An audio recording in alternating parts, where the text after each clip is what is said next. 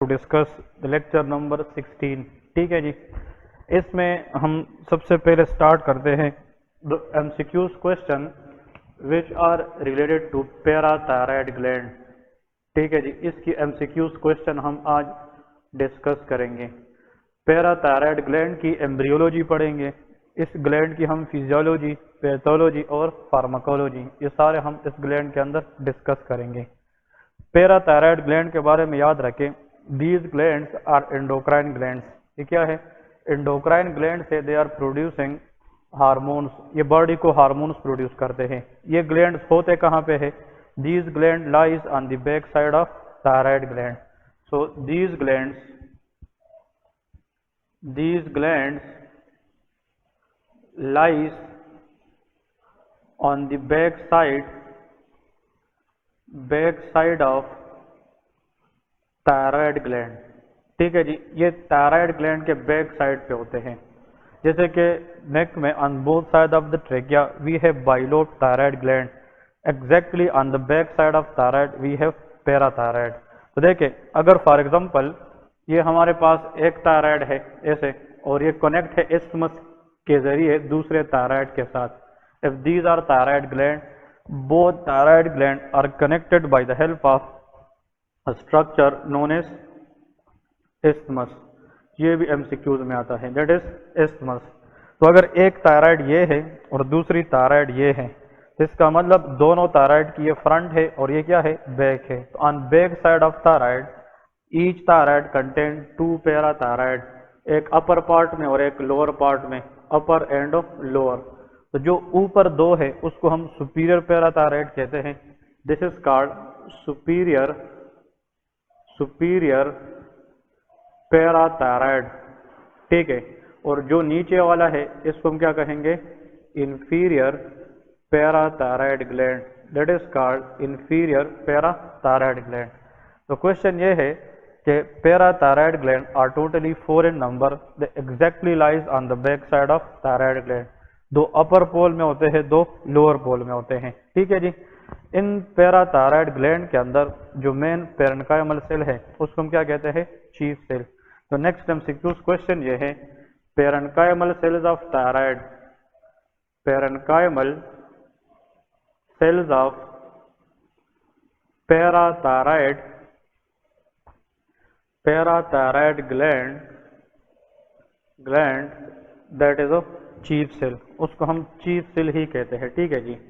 जिस तरह के हमने पढ़ा था parenchymal cells of thyroid was follicular cell, तो पैराथायराइड ग्लैंड के अंदर जो पेरेन्काइमल सेल है it is called a chief cell, and this chief cell have the ability to produce a hormone known as PTH for short, that is parathyroid hormone.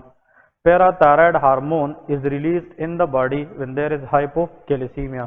जब calcium का level बहुत कम हो जाता है, chief cell become activated and that will release of PTH, parathyroid hormone. Next MCQs लेके के एम्ब्रियोलॉजिकली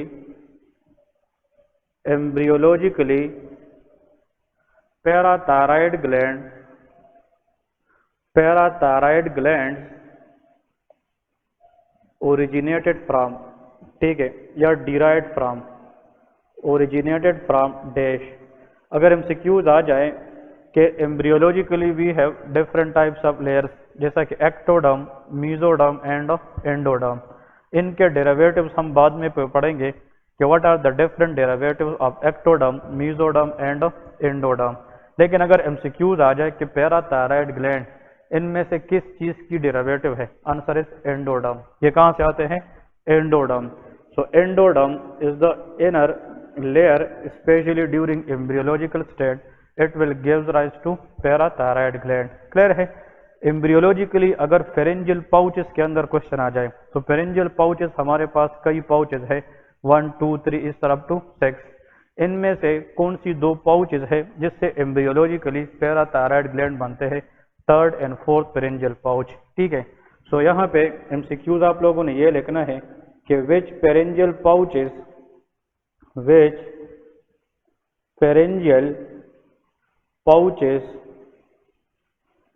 gives rise to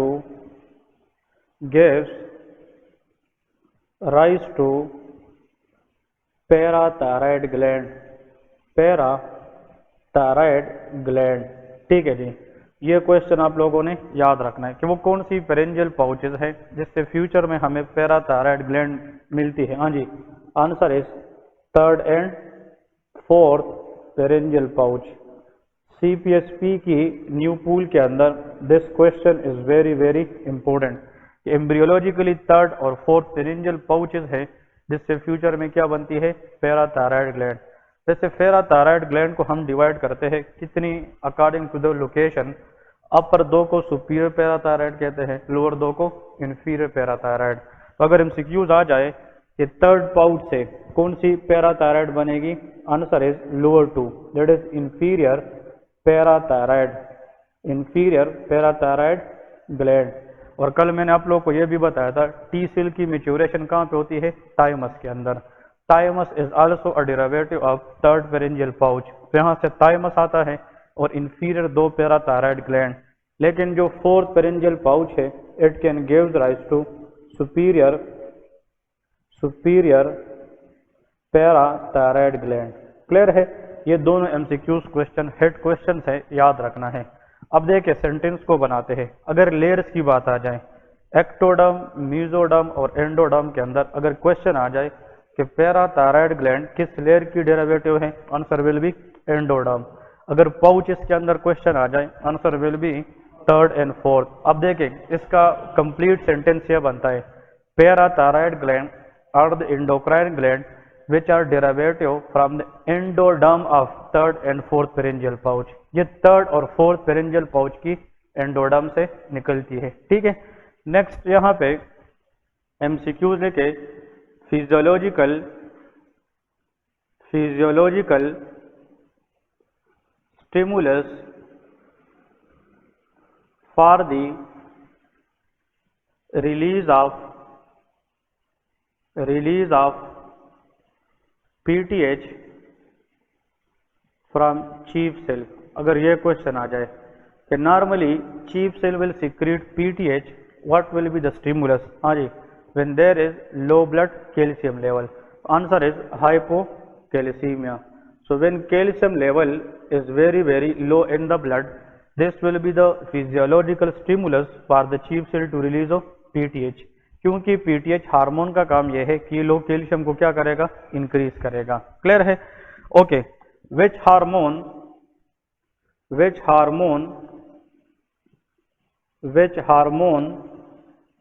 play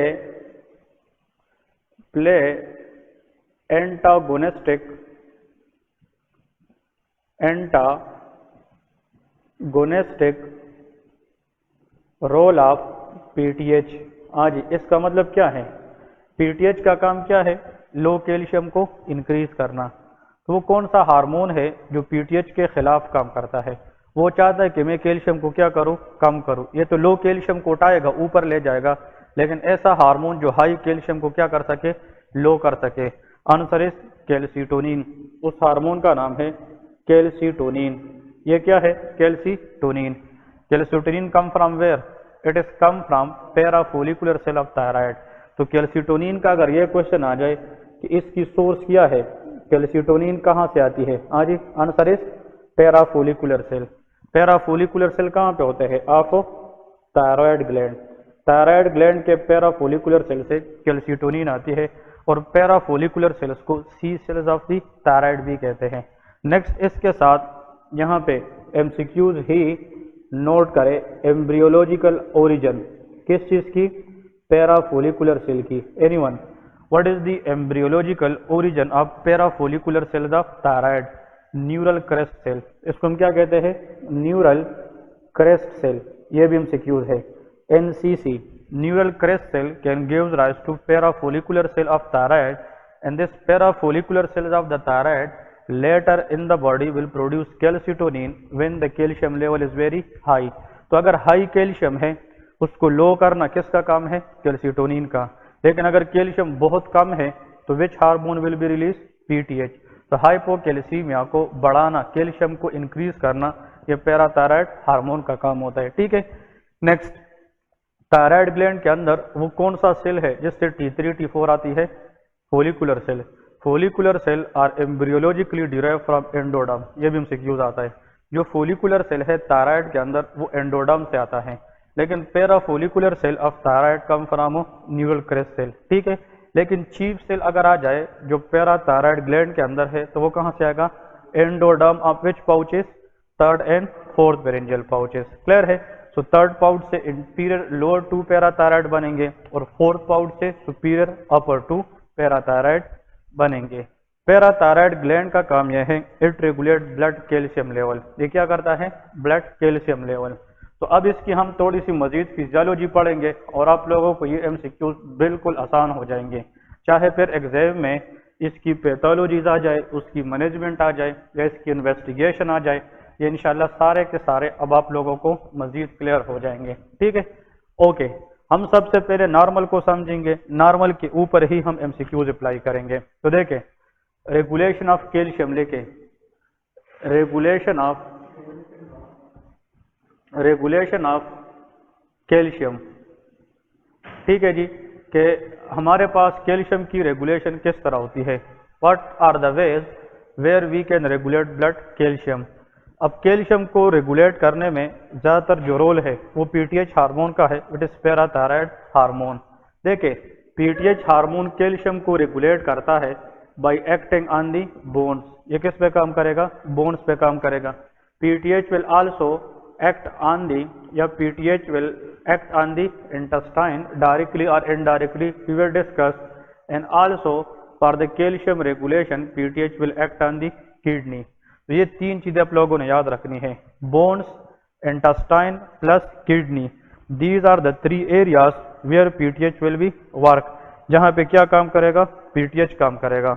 और पीटीएच जो है ना हमारे पास क्या करेगा, ये ब्लड कैल्शियम को रेगुलेट रखेगा। अब इधर फोकस करें, क्वेश्चन ये है कि when there is decrease calcium in the blood.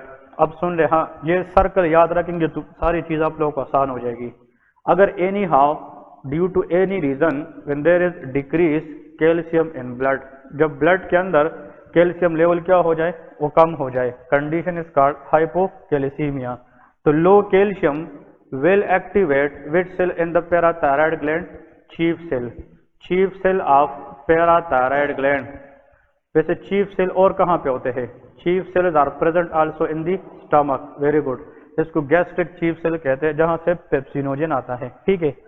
When there is decrease calcium in the blood it will leads to the activation of, इसका मतलब plus mean activation of chief cells of parathyroid gland, and this chief cell will release a hormone known as parathyroid hormone. तो देखिए PTH, अब वो एक MCQs आप लोगों को अभी रिसेंटली कुछ देर पहले लिख लिया था, द नेचुरल या physiological stimulus for the release of PTH is of hypocalcaemia. Number 1, physiological stimulus for aldosterone release was hyperkalaemia, ठीक है, पोटासियम का बढ़ जाना और यहाँ पे कैल्शियम का लो हो जाना है, ठीक है। अब ये पीटीएच जब रिलीज होगा, so this PTH will try to increase this blood calcium level, क्योंकि ये तो लो कैल्शियम को इंक्रीज करेगा ना, ये उठाएगा नॉर्मल की तरफ। ये कहाँ से कैल्शियम लेगा, the calcium banks in the body is bones के ऊपर ज्यादातर कैल्शियम पड़े होते हैं। इधर देखें, ये बोन पे आएगा, for example this is a bone के ऊपर डिफरेंट टाइप्स के रिसेप्टर्स होते हैं या डिफरेंट टाइप्स के सेल्स हैं। The cells of the bone are two types we need here to understand. One is osteoblast, another is osteoclast. ये question याद रखें। Osteoblast are the bone builder cell, ये बोन को बनाते हैं, ये बोन डेंसिटी को बढ़ाते हैं। लेकिन वो सेल जो बोन की रिजॉर्प्शन करते हैं, रिजॉर्प्शन मीन बोन को काटता है, खत्म करता है, दैट इज ओस्टियोक्लास्ट।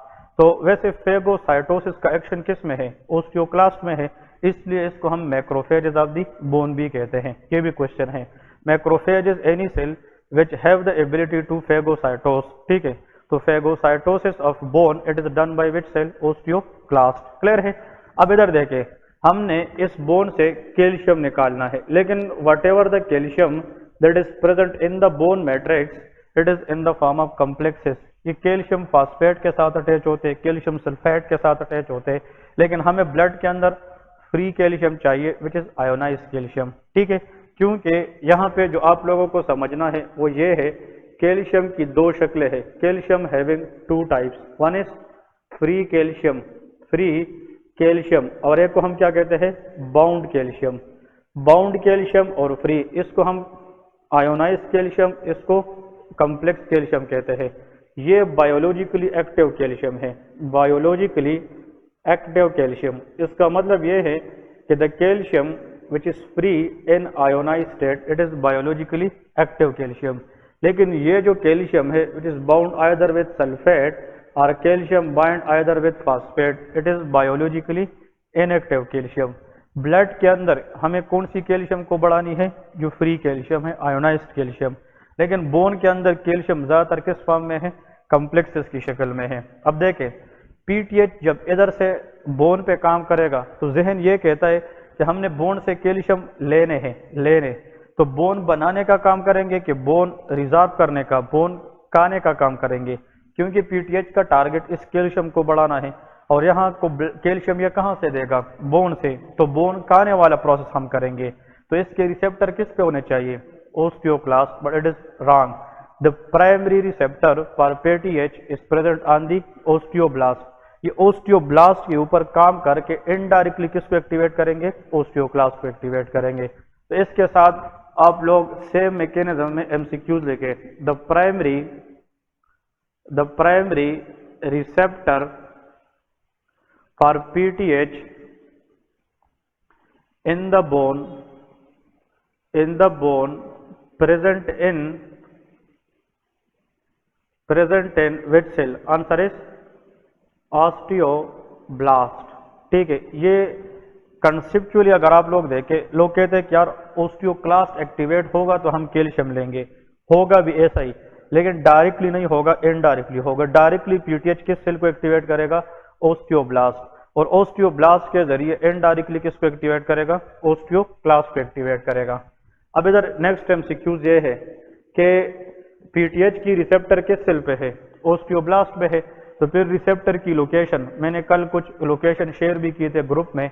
मुख्तलिफ रिसेप्टर मुख्तलिफ जगहों पे होता है, कहाँ कहाँ पे, कुछ रिसेप्टर सेल की मेम्ब्रेन पे होता है, कुछ रिसेप्टर सेल के साइटोप्लाज्म में, और कुछ न्यूक्लियस में होते हैं। The receptor for PTH on the osteoblast present in the cell membrane, ये भी एमसीक्यूज आता है। So location of PTH receptor, location of parathyroid hormone, PTH receptor on the osteoblast. इसका मतलब ये है कि ओस्टियोब्लास्ट पे जो रिसेप्टर है पीटीएच को काम करने के लिए, तो ये कौन से है, membrane receptor. Membrane receptors are those receptor which is present in the cell membrane. इसको रैंक रिसेप्टर भी कहते हैं, RANK के फॉर शॉर्ट। तो रैंक रिसेप्टर या रैंक लाइगेंड रिसेप्टर्स इसको हम कह सकते हैं। पीटीएच क्या है, it is a peptide hormone. क्या है, peptide hormone. What is meant by peptide hormone? A hormone which is made up of different amino acids, उसको हम पेप्टाइड हार्मोन कहते हैं।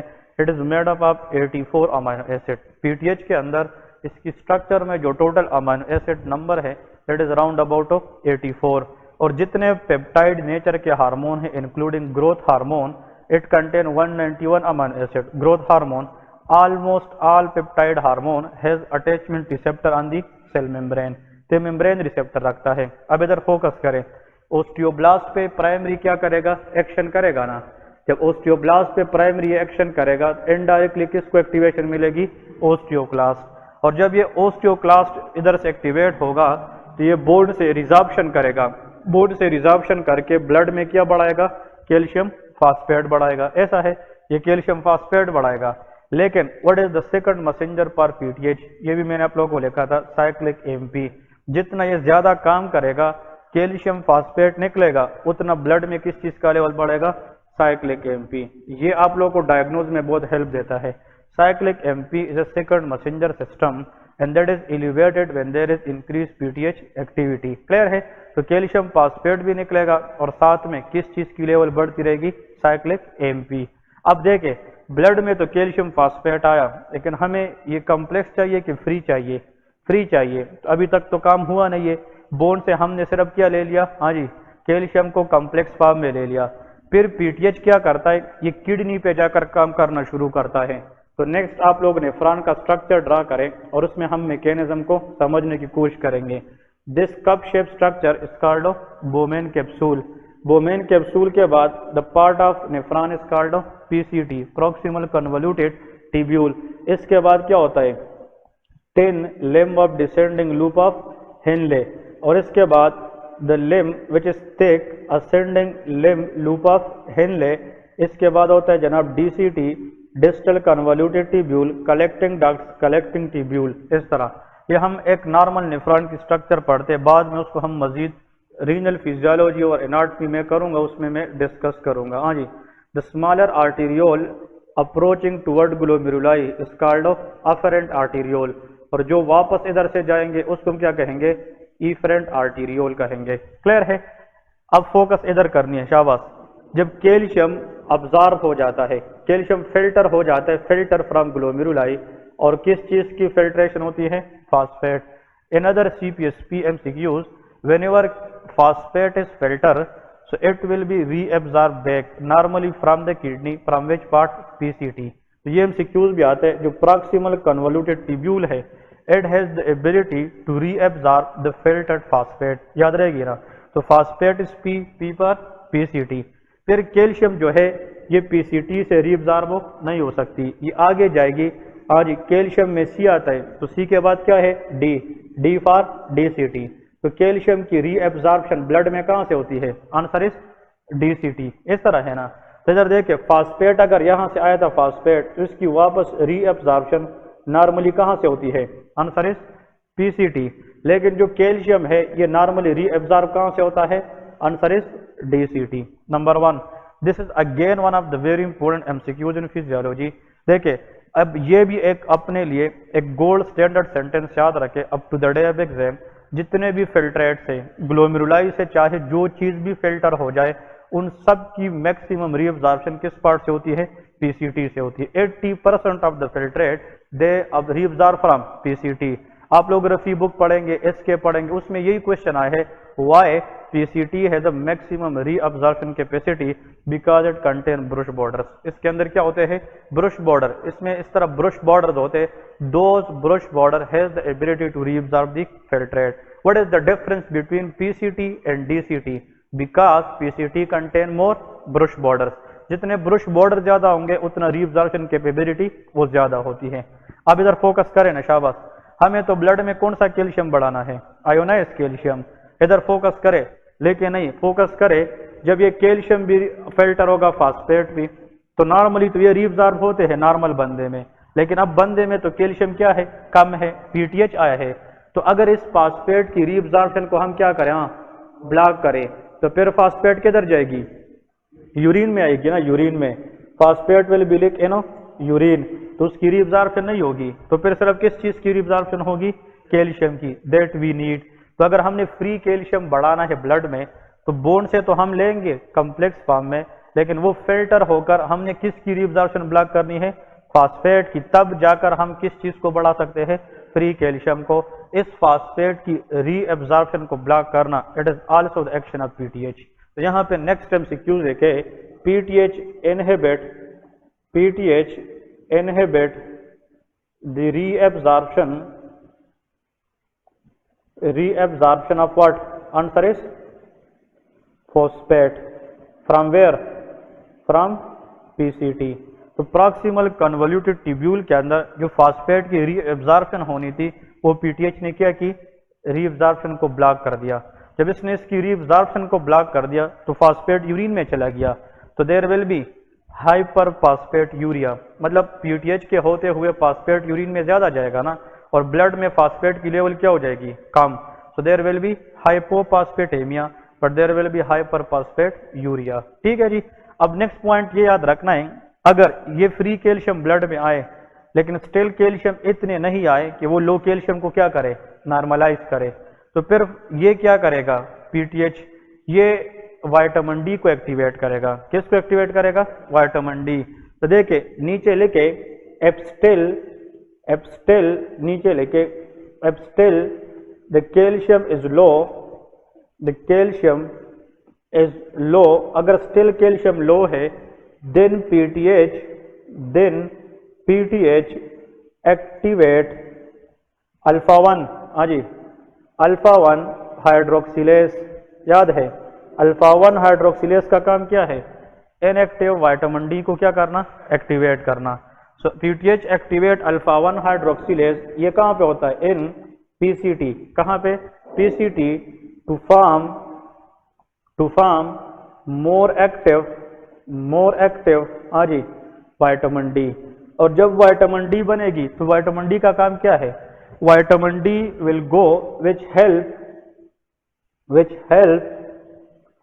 इन दी absorption, हाँ जी, absorption of what?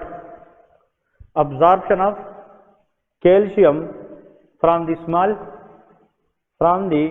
small intestine।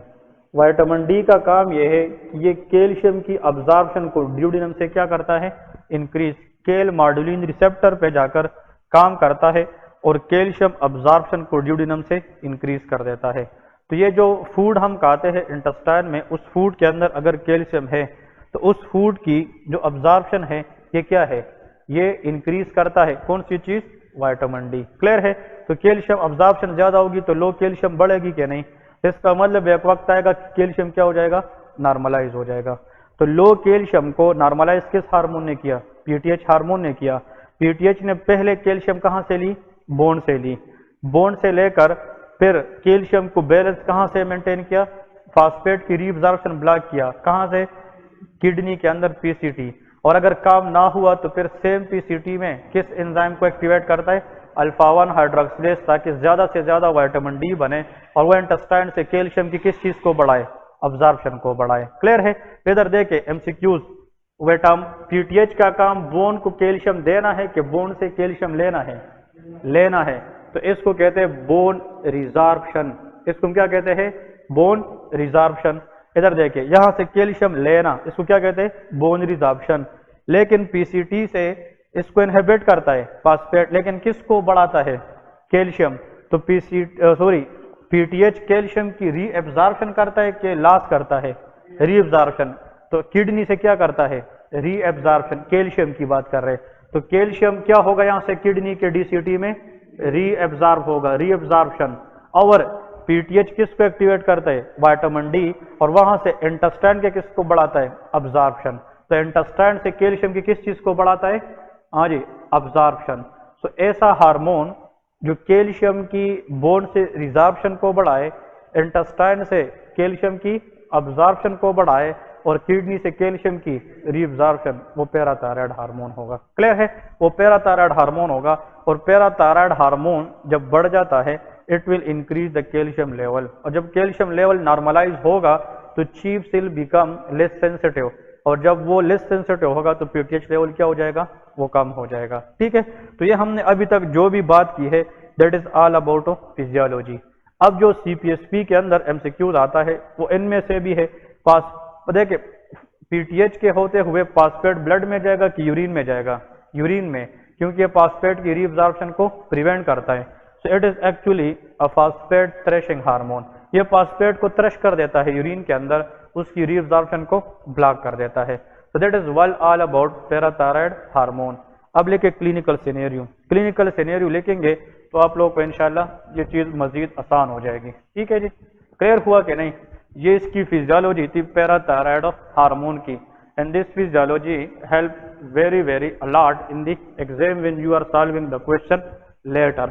तो देखिए, लेके a patient with the history of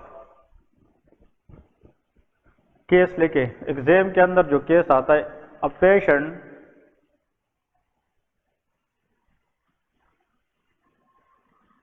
with a history of flank pain से मुराद रीनल पेन होता है। ठीक है? Vomiting mild abdominal pain, vomiting mild abdominal pain, mild abdominal pain and constipation, investigation was done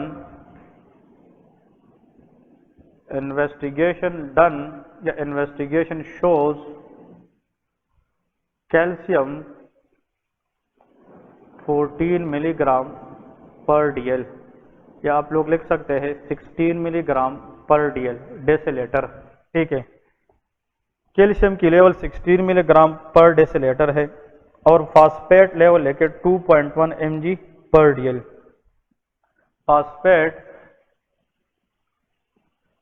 phosphate in blood that is 2.1 milligram per deciliter and having increased PTH and cyclic AMP. What is the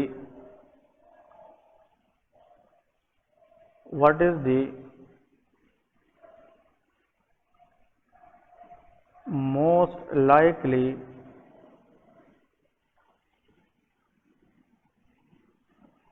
diagnosis? हाँ जी, इसका मतलब क्या है, इस patient को क्या है, इसकी डायग्नोसिस क्या है? What is the most likely diagnosis? एक तो याद रखे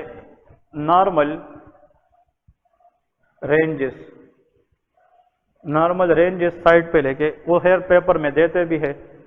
कैल्शियम की अगर आ जाए that is from 8 to 10 milligram per dL, that is the normal range of the calcium.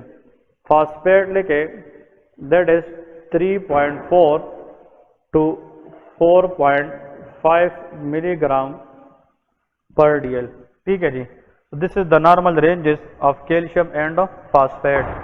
तो हमारे पास जो कैल्शियम की नॉर्मल रेंज है वो 8 से 10 मिलीग्राम पर डीएल है, जो फास्फेट है वो 3.4 से 4.5 मिलीग्राम पर डीएल है। इधर देखिए बहुत आसान, क्विकली आपको एग्जाम में ये चीज़ें फिर जल्दी आनी चाहिए। इस पेशेंट की लैब इन्वेस्टिगेशन में पीटीएच क्या है, ज़्यादा है। पीटीएच जब भी ज़्यादा होता है तो वो कैल्शियम की लेवल को क्या करता है, इंक्रीज करता है। तो यहाँ पे कैल्शियम का लेवल क्या है, ज़्यादा है कि कम, ज़्यादा। और what is the effect of PTH in PCT regarding phosphate? ये फास्फेट की रीअब्जॉर्प्शन को ब्लॉक करता है। तो पीटीएच की वजह से फास्फेट किधर जाएगी, यूरिन में, तो सीरम फास्फेट क्या होगा, डिक्रीज। तो वो 2.1 है, वो कम है, 3.4 से कम है। अब इधर देखें, अगर पैराथायराइड ग्लैंड, इधर देखें पैराथायराइड ग्लैंड, इससे अगर फॉर एग्जांपल किस चीज़ की रिलीज हो जाए, PTH.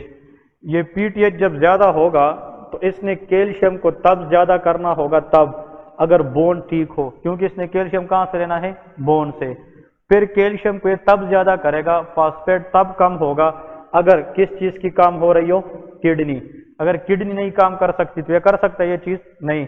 Kidney function will be there, intestine function will be there and bone function will be there. अगर ये तीन चीज़ें ठीक है तो फिर अगर पीटीएच एक्सेसिवली हाई हो जाए तो फिर पीटीएच का लेवल ज़्यादा होने से कैल्शियम का लेवल क्या होगा, ज़्यादा।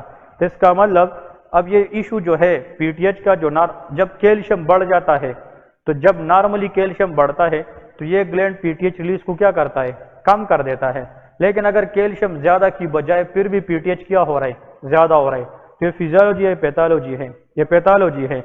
और ये ग्लैंड का इशू है कि बाहर का इशू है, ये ग्लैंड का इशू है, क्योंकि बाहर का तो इशू नहीं है।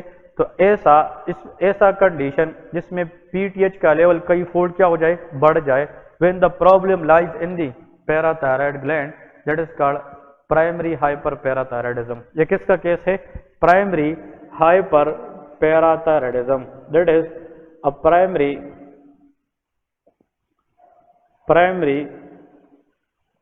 हाइपर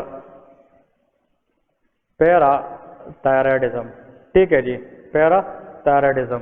इसका मोस्ट कॉमन काज एमसीक्यूज में आता है, most common cause of primary hyper parathyroidism is dash. अगर ग्लैंड के अंदर अपना इशू हो और उस इशू की वजह से अगर पीटीएच हार्मोन कई फोल्ड क्या हो जाए, बढ़ जाए, what will be the reason behind that? Answer is parathyroid adenoma. Parathyroid gland के अंदर बिनाइन क्या हो जाता है, ट्यूमर, और ट्यूमर में हर एक चीज की लेवल क्या हो जाती है, अनरेगुलेटेड फैशन से बढ़ जाती है। तो answer is always parathyroid adenoma. Parathyroid adenoma MCQ question है, एग्जाम में जरूर याद रखना है, ठीक है जी। तो पैराथायराइड एडिनोमा। नेक्स्ट आप लोगों ने याद रखना है कि व्हाट इज द ट्रीटमेंट। अगर किसी को हाइपर पैराथायराइडिज्म है और इसका इशू कहाँ पे है, ग्लैंड में है, तो उसका वजह तो क्या है, एडिनोमा है, it is a cancer, you have to go for surgical correction. तो surgical removal of parathyroid gland, affected parathyroid gland, तो surgical removal of affected parathyroid gland, that will be the treatment of choice. Clear है? देखिए clinical features की तरफ आते हैं। अगर किसी का इशू पैराथायराइड ग्लैंड के अंदर हो और उसकी वजह से किस चीज की रिलीज बढ़ जाए, पीटीएच, तो पीटीएच अपने साथ साथ किस चीज की रिलीज को बढ़ाएगी, कैल्शियम को। और जब कैल्शियम बढ़ जाए तो आप लोग मुझे ये बताएं, when there is excessive calcium will contract abdominal muscle, तो पेरिस्टालिसिस कम होगी कि ज्यादा, कम, क्योंकि रिलैक्सेशन नहीं होगी तो कम। तो the food will take time to go downward, there will be constipation. Abdominal distinction होगी क्या, नहीं, क्योंकि कॉन्स्टिपेशन की वजह से एब्डोमिन बिकम ग्रो। इसको हम क्या कहते हैं, एब्डोमिनल ग्रोन। इसको क्या कहते हैं, abdominal grown is due to the contraction of muscle because of calcium in the abdomen। और abdominal groan हमें ये बता रहे कि the patient will presented in constipation। Clear है? नंबर 2, जब पीटीएच बढ़ जाए तो पीटीएच बढ़ने की वजह से बोन से ज्यादा कैल्शियम की रिजॉर्प्शन होगी, so bone becomes stronger, weak। तो इसके बाद लेके pen in the bone, bone के अंदर पेन होगी, पेन इन बोन्स के अंदर जनाब the patient will have experience is the pain. तो इसका मतलब that is due to increase PTH activity on the bone, और ये बोन से जितना कैल्शियम लेगी तो there will be pain in the bone. Next लेके इसके अंदर ये pain in the bone due to which property, answer is resorption property of PTH on the bone. फिर ये कैल्शियम जब बढ़ेगी तो कैल्शियम फास्फेट के साथ कॉम्प्लेक्सेस बनाकर किस पे जाकर बैठ जाएगी, किडनी, तो वहां पे क्रिस्टल बना सकती है, कैल्शियम फास्फेट स्टोन वगैरह बन सकती है। तो पेन, रीनल पेन, मतलब ये है, मतलब इसके अंदर पेन इन द किडनी या फ्लैंक पेन भी आ सकती है। तो फ्लैंक पेन की वजह से बाद में पेशेंट को क्या बन सकती है, रीनल स्टोन। पेशेंट को क्या हो सकती है, रीनल स्टोन। ये कैल्शियम स्टोन हो सकती है, calcium phosphate and calcium sulphate stone हो सकती है। Another question you people should remember for the exam purpose कि इन द ब्रेन, अगर ये ब्रेन का सेल है, the main functional unit cells of the brain is neuron. ये neuron है। न्यूरॉन की मेम्ब्रेन में हमारे पास डिफरेंट टाइप्स के क्या है, वोल्टेज गेटेड चैनल्स होते हैं, इस तरह, this the voltage gated channel. अगर हम किसी सेल की क्या करते हैं, शाबाश, डीपोलराइजेशन, ये वर्ड सुन ले, इस पे आगे हम मजीद भी डिस्कशन करेंगे। सीपीएसपी के अंदर इसके बहुत से क्वेश्चन है, क्योंकि इस पर ड्रग्स भी काम करते हैं। डीपोलराइजेशन मीन कि the cell from inside is positive charge. अगर हम बात करेंगे रीपोलराइजेशन की, तो इसका मतलब यह है the cell from inside will be negative charge. जब भी सेल अंदर से पॉजिटिव चार्ज हो जाए, डीपोलराइज हो जाए, the cell become super activated. लेकिन अगर सेल को हम अंदर से नेगेटिव चार्ज करें, द सेल बिकम इनहिबिटेड, वो इनहिबिट हो जाता है। देखिए बाहर सोडियम ज्यादा होते हैं, और जो चैनल है sodium channel in the neuron, it is normally guarded by calcium ion. ये सबसे इंपॉर्टेंट, ये गाइड एंड एनहाल फिजियोलॉजी की एक कंसेप्ट है कि जो कैल्शियम है it is normally guarded with channel in the neuron, sodium. तो अगर कैल्शियम ज्यादा है तो sodium is a cation, it is also cation. Positive charges है, ये मोनोकैटायनिक है, ये डाइकैटायनिक।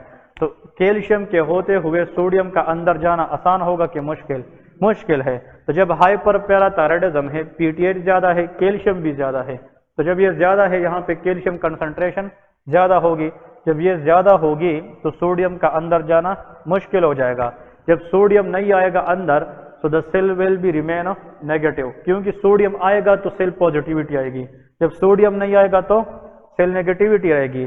तो जो साइकेट्रिक वो है आपकी स्टिमुलेशन है, एक्साइटेशन है, वो मूड एलिवेशन होगी कि डिप्रेशन डिजीनेस होगी? Depression dizziness.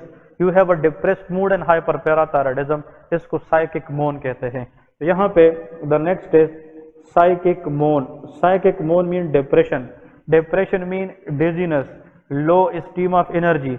और ये किस वजह से? ड्यू टू इंक्रीज डीपोलराइजेशन के decrease, due to decrease depolarization. Depolarization नहीं हो रही, the reason is because of calcium concentration, the sodium will not goes into the cell that much effective that we need for the depolarisation. Clear है? तो देखे, a patient presented to you with a history of abdominal groan, constipation, इसके बाद pain in the bone, resorption, renal stone, calcium phosphate and psychic moan because of depolarisation, followed by increased PTH, increased PTH, increased calcium, and increased cyclic MP. Think about primary hyperparathyroidism. और primary hyperparathyroidism के अंदर the leading cause that will be parathyroid adenoma, इसके अंदर glandular tumor होता है। Next इसके साथ another MCQs question जो आता है, x-ray finding of hyperparathyroidism. X-ray finding in primary hyperparathyroidism। हाँ जी, एक्सरे फाइंडिंग क्या है? X-ray finding in hyperparathyroidism specially in primary, उसको हम कहते हैं ओस्टियाइटिस फाइब्रोसा। हाँ जी, cystica. Cystica mean multiple cyst formation is there will lead to fibrosis because bone resorption ज़्यादा होगी। तो जितनी bone resorption ज़्यादा होगी तो the condition is OFC, osteoitis fibrosis cystica, और उसकी वजह से bone strong हो जाएगी कि weak हो जाएगी?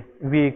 और इस bone के अंदर pathological fracture के चांसेस ज़्यादा हो जाएंगे। क्लियर है? ये क्वेश्चन आप लोगों को एग्जाम के दिन आने चाहिए कि what are the x-ray finding of a primary hyperparathyroid patient that is osteitis fibrosa cystica. Okay, अब इसके बाद कुछ मजीद एमसीक्यूज क्वेश्चन है, वो आप लोगों को अभी मैं कोशिश करूंगा कि इसकी कंसेप्ट आप लोगों को क्लियर क्रिस्टल हो जाए। ठीक है, उसमें हम इस तरह करते हैं, एक टेबल बनाते हैं, टेबल के जरिए इसको हम हल करने की कोशिश करेंगे। ऐसा करें जनाब, यहाँ पे लेके इस तरह एक टेबल बनाएं, लेके टाइप्स, यहाँ पे लेके काजेस, और यहाँ पे लेके clinical features, clinical features, clinical features, और इसके साथ यहाँ पे लेके treatment. This table will tell everything to you people. ठीक है, types, causes, clinical feature and treatment. ठीक है, टाइप्स में सबसे पहले लेके if a patient have primary hyperparathyroidism। ठीक है जी, हाँ जी, पहले तो मुझे ये समझाए आप लोग, what is hyperparathyroidism? It is a condition in which there is increase level of PTH. ठीक है, उसको हाइपरपैराथायराइडिज्म। अब सुन ले, ये सारे सुन ले, कंसेप्ट बनाए। अगर पीटीएच का लेवल बढ़ जाए, when the problem lies in the parathyroid itself, तो वो कौन सा केस होगा? प्राइमरी। लेकिन अगर पीटीएच बढ़ जाए किसी बाहर की इशू से, वो क्या होगा? सेकेंडरी होगा। तो यहाँ पे इशू किस ग्लैंड के अंदर है? पैराथायराइड के अंदर है। तो the most common cause of primary hyperparathyroidism अभी क्या लिखा है? Parathyroid adenoma, 90% in the cases. तो ये एमसीक्यूज आएगा। ठीक है, parathyroid adenoma, parathyroid adenoma. It is a benign glandular tumor responsible for 80 to 90% of the hyperparathyroidism. Clear है? नंबर 2, हाँ जी, इसका नेक्स्ट ये है पैराथायराइड कार्सिनोमा, जो मलिग्नेंट कैंसर है। लेकिन parathyroid carcinoma is a rare cause of hyperparathyroidism. तो इसका मैलिग्नेंट कार्सिनोमा का ज्यादा है कि बिनाइन? बिनाइन। एडिनोमा याद रखना है, benign glandular tumour from parathyroid gland that will be the most common cause of primary hyperparathyroidism. Next देखें, नेक्स्ट इसकी क्लिनिकल फीचर यार फिर वही आएंगे। नंबर 1 एब्डोमिनल, हाँ जी एब्डोमिनल ग्रोन, एब्डोमिनल ग्रोन आएगा कि नहीं, एब्डोमिनल ग्रोन, हाँ जी। इसके बाद क्या होगा, एब्डोमिनल ग्रोन। इसके बाद होगा pen in the bone, pain in bone. Next क्या होगा, renal stone, renal stone and psychic moan. Psychic मोन इसलिए होता है कि डीपोलराइजेशन ना होने की वजह से the person has decrease and depressed mood, इसको हम साइकिक मोन कहते हैं। यार चाहे ये सारे के सारे सिम्टम इसमें आ जाए, ठीक है, तो आप लोगों के ख्याल में इसका काज तो पैराथायराइड एडिनोमा है, तो हम मेडिकल ट्रीटमेंट करेंगे कि surgical? Surgery is the option for the treatment, तो हम सर्जरी ही करते हैं, surgery is the option for the treatment. Next आते हैं, बहुत आसान, secondary hyper parathyroidism, secondary hyper parathyroidism, secondary hyper parathyroidism, इसकी तरफ आए। इसका काज पैराथायराइड का होगा कि बाहर का होगा, बाहर। What are the causes which lead to secondary hyperparathyroidism? The most common cause is CRF, chronic renal failure। यार जब किडनी फेल हो जाए तो फास्फेट बाहर जाएगी, रीअब्जॉर्ब मतलब रीअब्जॉर्ब होगी नहीं होगी, फास्फेट तो फिल्टर नहीं होगी, कैल्शियम, तो कैल्शियम फास्फेट की क्या बन जाएगी, कम्प्लेक्सेस। जब कम्प्लेक्सेस बनेगी तो फ्री कैल्शियम का level come. Hypocalcaemia is a feature of CRF patient, और सीआरएफ में जब कैल्शियम कम होगा तो क्या चीज रिलीज होता जाएगा, PTH. The stimulus for the release of PTH is a hypocalcaemia.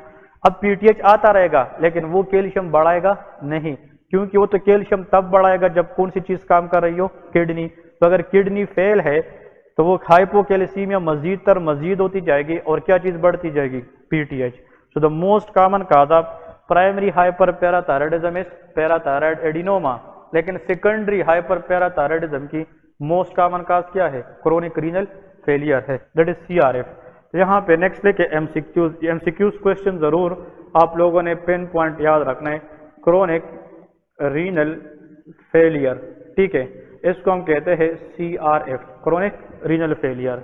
Next बता सकते हैं कोई बंदा सेकेंडरी काज, अगर किडनी फेल नहीं है दूसरी क्या काज हो सकती है जिसमें पीटीएच बढ़ सकता है। पीटीएच किडनी के अंदर किस चीज को एक्टिवेट करता है जब हमें जरूरत पड़ती है, विटामिन डी। तो जब विटामिन डी की डेफिशिएंसी हो जाए, विटामिन डी डेफिशिएंसी, तो कैल्शियम जो है, कैल्शियम अब्जॉर्प्शन की इंटेस्टाइन से क्या हो जाएगी, कम हो जाएगी। जब नहीं आएगी तो कैल्शियम की लेवल क्या हो जाएगी, कम। जब कम होगी तो कौन सी चीज की लेवल बढ़ेगी, पीटीएच।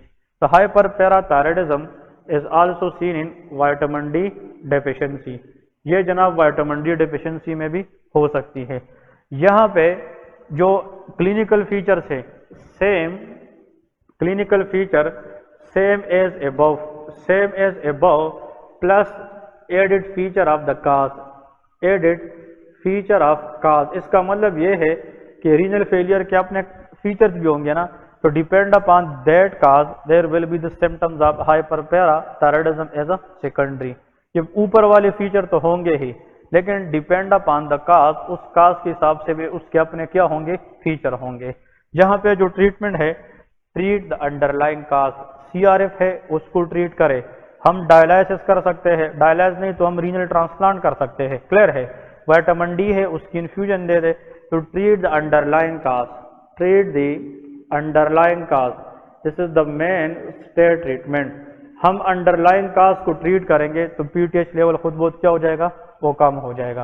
अनदर एमसीक्यूज क्वेश्चन, अगर सेकेंडरी हाइपर पैराथायराइडिज्म ट्रीट ना की जाए, एक वक्त आएगा कि कैल्शियम बहुत कम होगा and there will be sudden rise in the level of what, PTH. PTH तो बढ़ता जा रहा है ना सीआरएफ में, लेकिन एक वक्त आएगा कि कैल्शियम मजीद कम से कम